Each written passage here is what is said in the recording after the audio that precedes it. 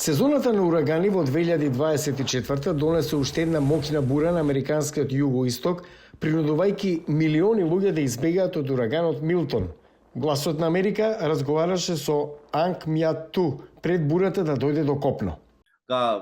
Слушнавме дека ураганот Милтон ќе го погоди регионот на заливот Тампа и бранот на бура може да достигне околу 4 метри. Така жителите кои живеат во крајбрежните и ниските области немаат избор, освен додат во засолниште или безбедно место. Жителите на мобилните домови се особено ранливи на силните ветрови и високите поплави што ги носат ураганите. Имавме вода во куќата со Хелен и тие вела дека ќе биде полоша. Многу е лошо.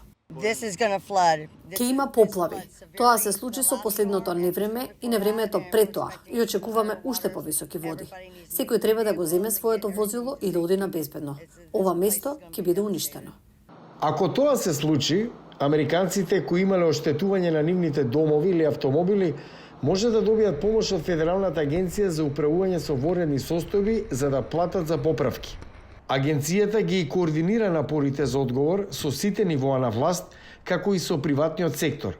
Но, прво, председателот мора да прогласи национална воредна состојба, која ослободува дополнителни средства за да им помогне на локалните власти да реагираат. Му дадов наредба на овој тим да направи се што може за да спаси животи и заедници, да им помогне на нашите заедници пред, за време и по овие екстремни временски настани. И тоа се прави. ФИМА исто така ги информира најпогодените дека мора да бараат засолниште или да се евакуираат. По завршувањето на бурата, жртвите може да аплицираат до Агенцијата за помош за индивидуално домување, но само ако се неосигурени или недоволно осигурани. Веб страницата на агенцијата вели дека програмата нема да ја компензира целата штета, но може да ги надополни трошоците за привремено сместување, поправки на домови и заштита на куќите од идни бури. Федералната агенција за управување со вонредни состојби може да обезбеди помош за поединци, а тоа може да биде во форма на брза инфузија на готовина за трошоци поврзани со катастрофи, како што се медицински или стоматолошки сметки и домување.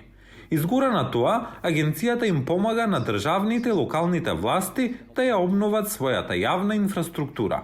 Експертот за одговор при катастрофи Джейсон Барноски вели дека Федералната агенција за управување со воредни состојби многу се променила по бавниот одговор на ураганот Катрина 2005.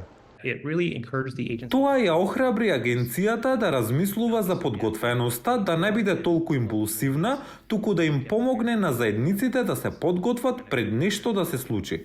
Жителот на Сарасота Тун Вин го направи токму тоа, поставувајќи заштита од урагани за следната бура да не направи толку голема штета во неговиот дом.